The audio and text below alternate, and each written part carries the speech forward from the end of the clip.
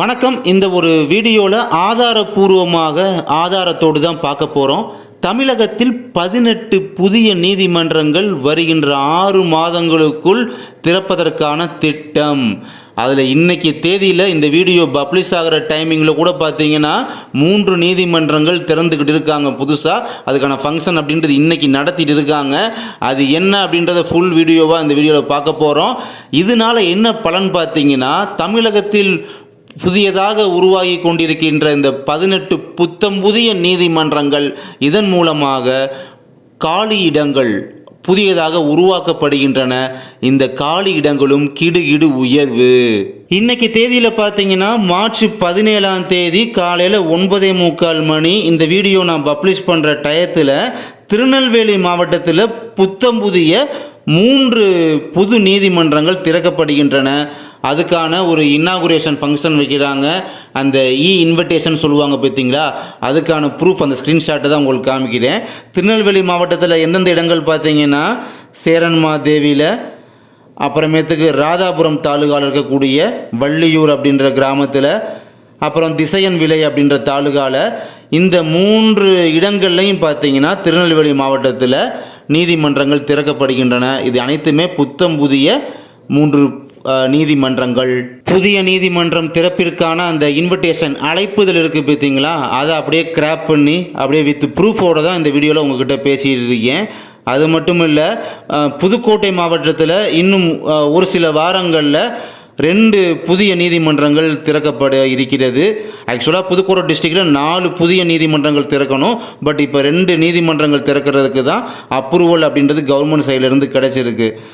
Balance 2 இன்னும் remaining 2 கோர்ட்டுக்கு திறக்கிறதுக்கு ஜிஓ அப்படின்றது அவங்கள்ட்ட இருந்து வாங்கலை. ஏன்னா தமிழ்நாட்டில் வந்து இந்த சிஎம் சார் தான் பார்த்தீங்கன்னா ஜிஓ அப்படின்றது போடணும். பட் இப்போ எலெக்ஷன் கமிஷன் உள்ளே வந்துட்டதுனால இப்போ நியூவாக ஜிஓ அப்படின்றது சிஎம்னால் போட முடியாது. காப்பந்து முதல்வர் அப்படி சொல்லுவாங்க. அவருக்கு பவர் அப்படின்றது ரொம்ப இருக்காது, பவர் கம்மியாயிடும். அதனால் பார்த்தீங்கன்னா ரிமைனிங் 2 கோர்ட்டு வந்து ஆஃப்டர் எலெக்ஷன் ரிசல்ட்டுக்கு அப்புறமா மேக்கு அப்புறமா ஜூன் ஜூலையில் அந்த சமயத்தில் வந்து ஓப்பன் பண்ணிவிடுவாங்க. அப்போ புதுக்கோட்டை டிஸ்ட்ரிக்ட்லேயும் பார்த்தீங்கன்னா மொத்தமாக 4 புதிய நீதிமன்றங்கள் ஓப்பன் ஆகுது. அப்போ திருநெல்வேலியில் இன்றைக்கி தேதியில் ஒரு 3 கோர்ட்டு, புதுக்கோட்டையில் ஒரு 4 கோர்ட்டு, இது மட்டுமே பார்த்திங்கன்னா 7 புதிய நீதிமன்றங்கள். இது போக பார்த்தீங்கன்னா தமிழகம் உட்பட ஒரு 18 புதிய நீதிமன்றங்கள் தற்போதைக்கு ஓப்பன் பண்ணுறாங்க. சரி, இதனால் என்ன லாபம் பண்ணு வீடியோ பார்க்குற உங்களுக்கு அப்படின்னு பார்த்தீங்கன்னா, பெரும்பான்மையான புதிய நீதிமன்றங்களில் மேல்நிலை ஊழியர்களை காட்டிலும் கீழ்நிலை ஊழியர்களுக்கு தான் பார்த்திங்கன்னா அதிகமாக இங்கே வேலை அப்படின்றது கிடைக்கும். அதனால் அந்த ஒரு லாபம் அப்படின்றது இருக்குது. அப்போ இப்போ புதுசாக என்ன பண்ணுவாங்கன்னா, இப்போ இந்த திருநெல்வேலி புதுக்கோட்டை பார்த்தோம் பார்த்தீங்களா, இந்த புதிய நீதிமன்றங்கள் மட்டும் இல்லாமல் ஆல்ரெடி அங்கே பழைய நீதிமன்றங்கள் மற்ற தாலுக்காவில் இருக்காங்க பார்த்தீங்களா, அங்கே இருக்கக்கூடிய கீழ்நிலை ஊழியர்களை வச்சு கொஞ்சம் அந்த புதிய நீதிமன்றங்களில் இப்போதைக்கு அட்ஜஸ்ட் பண்ணுவோம் அப்படின்னு சொல்லி அட்ஜஸ்ட் பண்ணிட்டு இருப்பாங்க. சில மாதங்களுக்கு அட்ஜஸ்ட் பண்ணுவோம் சொல்லி அட்ஜஸ்ட் பண்ணிட்டு இருப்பாங்க. ஓகேங்களா?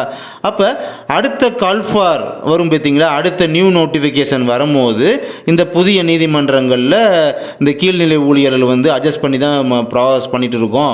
அப்போ புதிய நீதிமன்றங்களில் கீழ்நிலை ஊழியர்கள் வந்து தேவைப்படுறாங்க அப்படின்னு சொல்லி ரிவைஸ்டு லிஸ்ட்டு கேட்டு அந்த நியூ நோட்டிஃபிகேஷனில் பார்த்தீங்கன்னா இந்த வேக்கன்சியை ஃபுல்லாத்தையும் நியூ வேக்கன்சியாக இன்ட்ரோ பண்ணிக்கிடுவாங்க நியூ நோட்டிஃபிகேஷனில். இதில் மேல்நிலை ஊழியராக கொஞ்சம் போகிறவங்களாம் பார்த்தீங்கன்னா பக்கத்து தாலுகாவில் இருக்கக்கூடிய இந்த பழைய நீதிமன்றங்களில் ஒர்க் பண்ணிட்டு இருப்பாங்க பார்த்தீங்களா, அவங்களுக்கு ப்ரொமோஷன் அப்படின்றது கிடைச்சிடும்.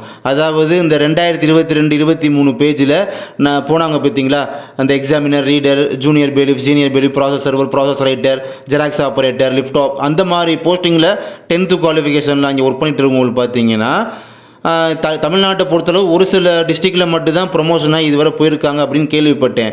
பட் இப்போ இந்த புதிய நீதிமன்றங்களில் இவங்க அப்படியே ப்ரொமோஷன் ஆகி அழகாக போயிடுவாங்க. இந்த விஷயம் வந்து அந்தந்த மாவட்டங்களில் தொடங்கப்படுற புதிய நீதிமன்றத்தின் மூலமாக இந்த 2023 பேஜ் நபர்களுக்கு பார்த்திங்கன்னா இது ஒரு நல்ல ஒரு லாபம். அவங்க அப்படியே ப்ரொமோஷன் ஆகி போகிறாங்க.